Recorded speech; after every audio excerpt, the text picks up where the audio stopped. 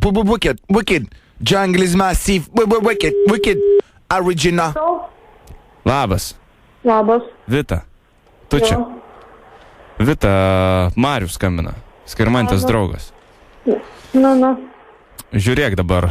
Mano panelė, mano draugė, jau pusę metų mes draugaujam, sakė, kad balandžio 1 ar kažkurią dieną mokykloje šauliai žaisit tagį. Kaip ten jis vadinasi? Tinklinį. Nu ten kur kamuolį spardyti reikia. Na. Dabar taip yra. Man pasakė, kad tavo klasė 2A, ne? Jo. Yra tipo labai šustra, ten visi sportininkai, žinai, po krūtekai. Jo. Na. Esmė ta, kad aš nenoriu, kad mano mergaitė liūdėtų ir nenoriu, kad va tą dieną praloštų. Tai aš tavęs, kaip normalus žmogus, prašau, kad tavo klasė 2A ar kokia ten pasiduotų. Na. Va, jeigu, žinok, aš būsiu tose rungtynėse.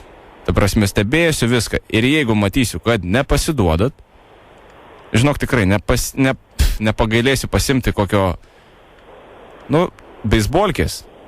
Ir tikrai, žinok, kai kam nors matysiu, kad, ta prasme, tikrai nepasiduodat. Ten žaidžiat kaip profai, o mano mergaitė ten nesiseka ir jos komandai. Atvarysiu ir per nagutus visiems. Geriausiu atveju. Jo. Kas jo?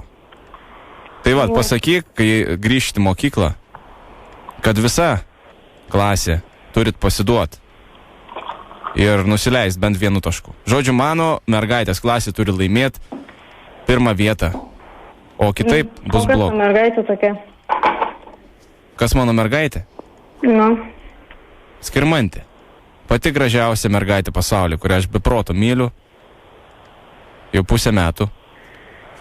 Ir jeigu jie biški liūdės dėl to, kad tai Vita, aš turiu tavo numerį, turiu dar kažkieno numerį, tai susirasiu ir bus tada. Tai ne mano bėdos, kai jie žais nemoka.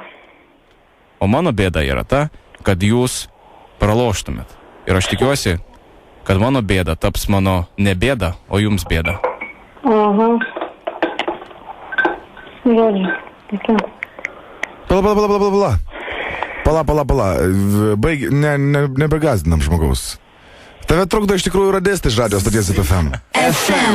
Išgazdinau, ar ne? Labas, sunervinom tave tikriausiai. Biški, nepyk, nes narvuok. Jo, radistai Jonas ir Landa su tavim užregistravo tave Skirmantė. Aišku. O čia tavo draugė ir priešininkė? Draugė. Tai va. Tai tikriausiai labai norėjo tave panervuot, kad tu šiandien praščiau megotum.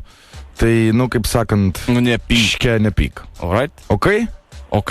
Gerai. Gerai, ir gero tinklinio jums. Iki. Ate. Iki.